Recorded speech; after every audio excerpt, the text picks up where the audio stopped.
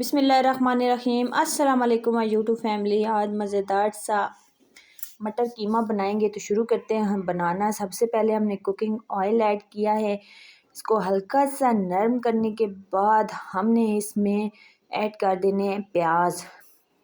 प्याज़ों को हमने अच्छे तरीके से ब्राउन कर लेना है। जब प्याज हमारे ब्राउन हो जाएंगे तो उसके बाद हमने इसमें डालना है टमाटर का पेस्ट।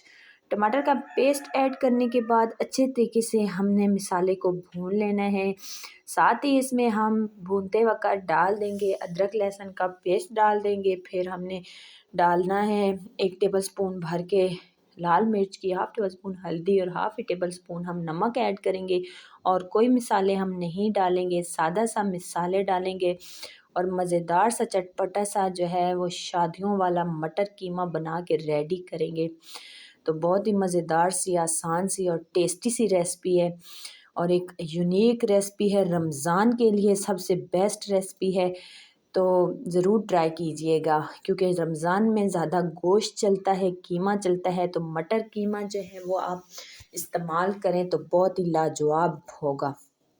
तो कीमा जो है वो हमने मसाले के अंदर डाल दिया है। अच्छे तरीके से भूनने के बाद मेरे पास मटर थे, 1 पाव मेरे पास मटर थे, मटर मैंने इसके अंदर डाल दिया है। अच्छे तरीके से मटर और कीमे को भून लेंगे। जब अच्छे तरीके से मटर और कीमा तैयार हो जाएगा तो मज़ेदार सा हमारा जो है वो मटर कीमा रेडी हो चुका है। साथ ही मैंने 2 अदद सब्ज़ मिर्चें ऐड की हैं।